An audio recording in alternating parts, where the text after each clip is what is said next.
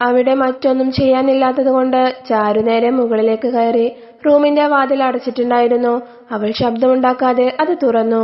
ദേവ് നല്ല ഉറക്കത്തിലായിരുന്നു. കുറച്ചുനേരം വിശ്രമിക്കാമെന്ന് കരുതി അവൾ പതിയെ കട്ടിലിൽ കയറി കിടന്നു. ഉറങ്ങുമ്പോ ഇയാളെ കാണാൻ നല്ല ഭംഗിയുണ്ടല്ലോ. അവളൊരു കൈ ഉയർത്തി അതിനു മുകളിൽ തലവച്ച് ദേവിനെ നോക്കി. വളരെ കൂടുതലല്ലെങ്കിലും നല്ല ഭംഗിയിൽ വളർന്നിരിക്കുന്ന മീശയും ക്ലീൻ ഷേവ് ചെയ്തിരിക്കുന്ന താടിയും മുഖത്തേക്ക് ചെറുതായി തൂങ്ങിക്കിടക്കുന്ന മുടിയും അവന്റെ ഭംഗി വർദ്ധിപ്പിച്ചിരുന്നു.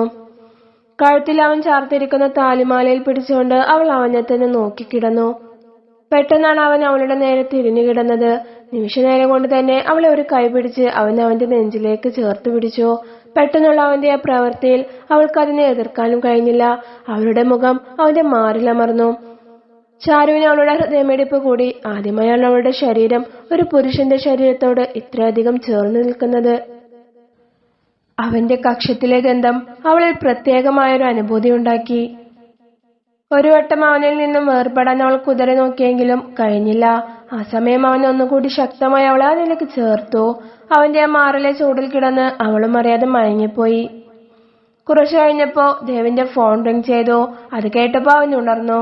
ആ സമയം അവന്റെ നെഞ്ചോട് പറ്റിപ്പിടിച്ചൊരു കുഞ്ഞിനെ പോലെ ഉറങ്ങുന്ന ചാരുവിനെയാണ് അവൻ കണ്ടത്. അവൻ കെട്ടിയ താലിയും ചാർത്തിയ സിന്ദൂരവും അവളിൽ കാണവേ അവനിൽ നിന്നും അവളെ അടർത്തി മാറ്റാൻ അവന് സാധിച്ചില്ല. അവൻ പതിയെ അവളുടെ കവിളുകളെ തലോടി. ഇളം റോസ് കളറിൽ തുടുത്തു നിൽക്കുന്ന അതരങ്ങൾ അവനെ വല്ലാതെ ആകർഷിച്ചു. പക്ഷേ പെട്ടെന്ന് അവന്റെ മനസ്സിലേക്ക് അവന്റെ പഴയ കാലം ഇരച്ചു കയറി വന്നു. No no. അവളിൽ നിന്ന് പിടഞ്ഞെഴുന്നേറ്റുകൊണ്ട് അവൻ അലറി. ആ ശബ്ദത്തിൽ അവളും ഞെട്ടിയെഴുന്നേറ്റു. How dare you. അവന്റെ ദേഷ്യത്തോടെയുള്ള ചോദ്യത്തിൽ അവളൊന്നും മനസ്സിലാവാതെ നിന്നു. നിന്നെപ്പോലത്തെ പെണ്ണുങ്ങൾക്കൊക്കെ ഒരാണിനെ കാണുമ്പോഴേക്ക് കൂടെ കിടക്കാൻ തോന്നിയെന്നിരിക്കും എന്ന് കരുതി എന്നെ അതിന് കിട്ടുമെന്ന് വിചാരിക്കണ്ട. നീ എന്ത് ധൈര്യത്തിലാടി നീ എന്റെ കൂടെ കിടന്നുറങ്ങിയത്? അവൻ അങ്ങനെ പറഞ്ഞതും അവളുടെ ഉള്ളെരിഞ്ഞു. ജനിപ്പിച്ച അച്ഛനും അമ്മയുമാണല്ലോ അവളെ ഇങ്ങനെ കേൾക്കാൻ വേണ്ടി ഒരു തന്നെ ഇട്ടുകൊടുത്തതെന്ന് ഓർത്തപ്പോ ദേഷ്യം അവളുടെ സിരകളിലൂടെ കത്തിക്കയറി. ആ വെറുപ്പ് അവളിൽ അവനോട് പ്രതികരിക്കുന്നതിനുള്ള ശക്തിയേകി. ഇതാ ചെറുക്ക, വെറുതെ അനാവശ്യം പറയരുത്. വെറുതെ ഇരുന്നിരുന്ന് എന്നെ പിടിച്ച് വലിച്ച് അടുത്ത് കിടത്തിയിട്ടിപ്പോ എന്നെ കുറ്റം പറയുന്നോ? അഴിഞ്ഞു വീണിരുന്ന മുടി വാരി കെട്ടിക്കൊണ്ട് ചാരു പറഞ്ഞു. ഞാനോ? നിന്നെ അടുത്ത് പിടിച്ച് കിടത്തിയെന്നോ?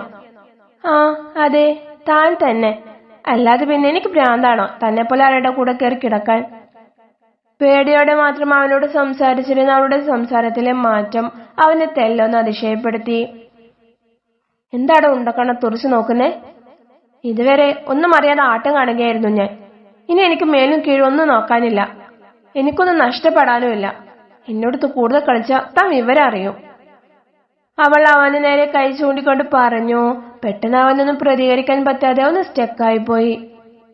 ഡീ ഞാൻ എന്നെ പണം കൊടുത്തു വാങ്ങിയതാണെന്നല്ലേ പറയാൻ പോകുന്നേ? ആയിക്കോട്ടെ, എന്നാ പിന്നെ പെട്ടെന്ന് തന്റെ ആവശ്യം തീർത്ത് എന്നെ ഈ നരകത്തിൽ നിന്നും മോചിപ്പിച്ചതാ. അവൾ അങ്ങനെ ഒരു മറുപടി പറയുമെന്ന് അവൻ ഒരിക്കലും വിചാരിച്ചില്ല. എന്താടോ തന്റെ വാലിൽ നാക്കിറങ്ങിപ്പോയോ? ഡീ മര്യാദക്ക് സംസാരിച്ചോ? ഇല്ലെങ്കിൽ താൻ എന്തോ ചെയ്യും. കൂടിപ്പോയാ എന്നെ കൊന്നു കളയുമായിരിക്കും. അത്രയല്ലേ ഉള്ളൂ. ഞാനൊന്ന് മരിച്ചു കിട്ടിയിരുന്നെങ്കിൽ എന്ന് തന്നെയാ ഞാനിപ്പോ ഏറ്റവും കൂടുതൽ ആഗ്രഹിക്കുന്നേ. അത് താനായിട്ട് ചെയ്തു തരുവാണെങ്കിൽ അത്രയും സന്തോഷം. അങ്ങനെ വെറുതെ നിന്നെ കൊന്നുകളഞ്ഞ പിന്നെ എന്റെ പണം ഞാൻ വെറുതെ തന്ന പോലെ ആവില്ലേ? എന്നാ വാടോ, വാ, നമുക്ക് ഇപ്പൊ തന്നെ ഒരു കുട്ടിയെ ഉണ്ടാക്കാം. അവൾ ചുരിദാറിന്റെ ബട്ടൺസിൽ കൈവച്ചു. അയ്യേ, ഈ പെണ്ണിത് എന്തായി കാണിക്കുന്നേ? എന്താ താൻ അതിനു വേണ്ടിയല്ലേ എന്നെ കല്യാണം കഴിച്ചേ? ആണ്, പക്ഷേ. എന്ത് പക്ഷേ? എന്തേ തനിക്ക് കുട്ടികൾ വേണ്ടേ? വേണം, എനിക്ക് കുറച്ചുകൂടി സമയം വേണം, അവൻ പരുങ്ങലോടെ പറഞ്ഞു. സമയമോ? എന്തിന്? നിർത്തടി. എല്ലാം നിന്നെ പറഞ്ഞു ബോധിപ്പിക്കണോ? ഈ 5 അടി പൊക്കത്തിൽ 15 അടി വലിപ്പമുള്ള നാവുണ്ടെന്ന കാര്യം ഞാൻ അറിഞ്ഞില്ല. ആ നാവ് എന്റെ അടുത്തിറക്കാൻ നിൽക്കല്ലേ, പിഴുതെടുക്കും ഞാൻ. അവൻ അവളുടെ കൈ പിടിച്ച് പുറകിലേക്കാക്കിക്കൊണ്ട് പറഞ്ഞു. വീട്, എനിക്ക് വേദനിക്കുന്നു. വേദനിക്കാൻ വേണ്ടി തന്നെയല്ലേ പിടിക്കുന്നേ. ഇനി മേലാൽ ഈ വിരലും നാവും എനിക്ക് നേരെ പൊക്കരുത്. അവൻ അവളെ കട്ടിലിലേക്ക് തള്ളിയിട്ടുകൊണ്ട് തോർത്തെടുത്ത് ബാത്റൂമിലേക്ക് കയറി. ചാരു കട്ടിലിൽ എഴുന്നേറ്റിരുന്ന് അവൻ പിടിച്ച കൈ മറ്റേ കൈ കൊണ്ട് തടവി. ഈശ്വര, അയാളോട് ഇങ്ങനെയൊക്കെ സംസാരിക്കാൻ എനിക്ക് എവിടെ നിന്ന് എത്ര ധൈര്യം കിട്ടിയത്? അവൾ സ്വയം ഓർത്തു. ദേവിന്റെ ഫോൺ വീണ്ടും റിംഗ് ചെയ്തു. ആതിര ചേച്ചി എന്ന് സേവ് ചെയ്തിരിക്കുന്ന നമ്പർ കണ്ട് അവൾ കോൾ അറ്റൻഡ് ചെയ്തു. ദേവ്, എത്ര നേരമായി ഞാൻ വിളിക്കുന്നു, എന്റെ ഫോൺ എടുക്കാത്തേ? ദേവേട്ടൻ കുളിക്കാൻ പോയിരിക്കുക ചേച്ചി. ഓ സോറി, നീ ആയിരുന്നോ? ഞാൻ നിങ്ങളെ ഡിസ്റ്റർബ് ചെയ്തോ? ഏയ് അങ്ങനെയൊന്നുമില്ല ചേച്ചി, ഏട്ടൻ ബാത്റൂമിലാ, എന്നിട്ട് ഞാൻ വിളിക്കാൻ പറയാം. ആ ഓക്കെ. അവർ ഫോൺ കട്ട് ചെയ്തു. ആതിര ചേച്ചി വിളിച്ചിരുന്നു. തല തോർത്തിക്കൊണ്ട് ബാത്റൂമിൽ നിന്നും ഇറങ്ങിയ ദേവിനോട് ചാരു പറഞ്ഞു. അയ്യോ, ചേച്ചിയുടെ കൂടെ കോടതിയിൽ പോവാനുണ്ടല്ലോ. അവൻ ധൃതിയിൽ കബോർഡ് തുറന്ന് അതിൽ നിന്നും പാൻസും ഷർട്ടും എടുത്തു. അതല്ല, നിന്നോട് ആരുടെ എന്റെ ഫോൺ എടുക്കാൻ പറഞ്ഞേ? ഭർത്താവിന്റെ ഫോൺ ഭാര്യ എടുത്തെന്ന് വെച്ചപ്പോ എന്താ? അവൾ നിസ്സാരഭാവത്തിൽ പറഞ്ഞു. എന്റെ അടുത്ത് നീ ഭാര്യാധികാരം കാണിക്കാൻ വരല്ലേ? നിങ്ങളുടെ ചോരയിൽ ഞാനൊരു കുഞ്ഞിനെ പ്രസവിക്കുന്നത് വരെ ഞാൻ നിങ്ങളുടെ ഭാര്യ തന്നെ ആയിരിക്കില്ലേ? അപ്പോ അതുവരെ ഞാൻ ആ അധികാരവും കാണിക്കും. അവൻ ദേഷ്യം പിടിച്ച മുഖത്തോടെ ഒന്നും മിണ്ടാതെ പുറത്തേക്ക് പോയി. പിന്നാലെ ചാരുവും. എവിടെയായിരുന്നു ദേവ് നീ? എത്ര നേരമായി കാത്തിരിക്കുന്നു. ഇന്ന് കേസുള്ള കാര്യം എന്നോട് ഞാൻ നേരത്തെ പറഞ്ഞിരുന്നതല്ലേ?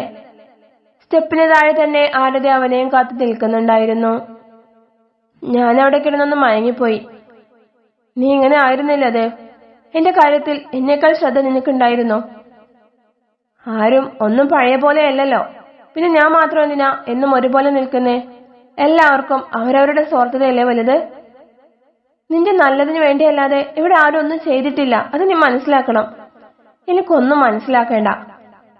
ആരതി, എന്താ അവിടെ? ഇവരുടെ സംസാരം കേട്ടുകൊണ്ട് അവിടേക്ക് വന്ന പ്രഭാകരൻ ചോദിച്ചു. അത് പിന്നെ അച്ഛ, ഇവൻ 4 മണിക്കല്ലേ കേസ് വിളിക്കുന്നേ? ഇപ്പൊ തന്നെ സമയം 3:30 ഇനിയും ഇവിടെ നിന്ന് എന്ത് സംസാരിച്ചുകൊണ്ട് നിൽക്കുക നിങ്ങള്? വേഗം പോവാൻ നോക്ക്. അപ്പോൾ തന്നെ അവർ അവിടെ നിന്നും ഇറങ്ങി. അവിടെ നടക്കുന്നത് എന്താണെന്ന് ചാരുവിന് ഒരു പിടിയും കിട്ടിയില്ല. എന്ത് കേസിന്റെ കാര്യമാ വരത അവർ പറയുന്നേ? ആതിര ചേച്ചിയുടെ ഡിവോഴ്സിന്റെ കേസ്. ചേച്ചി ഡിവോഴ്സാണോ? അയ്യോ, നിനക്കറിയില്ലായിരുന്നോ? ഇല്ല, അല്ലെങ്കിലും എനിക്ക് ഇവിടെയുള്ള എന്താ അറിയാവുന്നേ? ചാരു മനസ്സിൽ പറഞ്ഞു. കല്യാണം കഴിഞ്ഞ് 6 വർഷം ഒരുമിച്ച് ജീവിച്ചതാ അവര്. ഇവിടുത്തെ ആദ്യത്തെ കല്യാണം ആയതുകൊണ്ട് തന്നെ വളരെ ആർഭാടമായിട്ടുള്ള കല്യാണമായിരുന്നു. 200 പവൻ സ്വർണവും 50 ലക്ഷം രൂപയുടെ കാറും എറണാകുളം സിറ്റിയിൽ തന്നെ ഒരു ഫ്ലാറ്റും എല്ലാം കൊടുത്ത ചേച്ചിയെ പറഞ്ഞയച്ചത്. ആദ്യമൊക്കെ എല്ലാവരും നല്ല സ്നേഹമായിരുന്നു. പക്ഷെ വർഷങ്ങൾ കഴിഞ്ഞിട്ടും ചേച്ചിക്ക് കുട്ടികളൊന്നും ഉണ്ടായില്ല. അതിൽ തുടങ്ങി പ്രശ്നങ്ങള്. ഡോക്ടറെ കാണിച്ചപ്പോ ചേച്ചിക്കാണ് കുഴപ്പമെന്ന് കൂടി പറഞ്ഞപ്പോ പിന്നെ ഒറ്റപ്പെടുത്തലും കുറ്റപ്പെടുത്തലും ഒക്കെ കൂടി. അതെല്ലാം ചേച്ചിക്ക് സഹിക്കാൻ പറ്റാത്തൊരവസ്ഥ വന്നപ്പോ അവർ അവിടെ നിന്നും ഇറങ്ങിപ്പോന്നു. പക്ഷേ ചേച്ചി തിരിച്ചു വരുമ്പോ ചേച്ചിയുടെ അടുത്ത് ഒന്നും തന്നെ ഉണ്ടായിരുന്നില്ല, താലിമാല പോലും.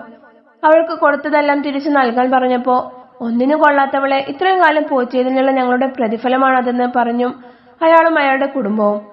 അപ്പോ അതെല്ലാം തിരിച്ചു പിടിക്കുന്നതിന് വേണ്ടിയിട്ടുള്ള കേസാണ് ഇപ്പൊ നടന്നുകൊണ്ടിരിക്കുന്നത്. ഇവിടെ ഇപ്പൊ അതൊന്നും കിട്ടിയിട്ട് വേണ്ട.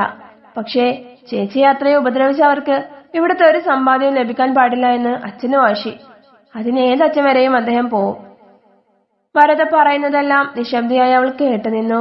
ഒരാളുടെ ജീവിതം തകർന്ന കഥ കേട്ട് അവൾക്ക് സങ്കടം വന്നെങ്കിലും കല്യാണം കഴിഞ്ഞ ഒരു നിമിഷം പോലും ഭർത്താവിന്റെ കൂടെ സന്തോഷത്തോടെ ജീവിക്കാൻ കഴിയാത്ത അവളുടെ നിസ്സഹായതയേക്കാൾ വലുതല്ല അത് എന്ന് അവൾ സ്വയം ആശ്വസിച്ചു. വരദ, എനിക്ക് നിന്നോടൊരു കാര്യം പറയാനുണ്ടായിരുന്നു. തുടരും.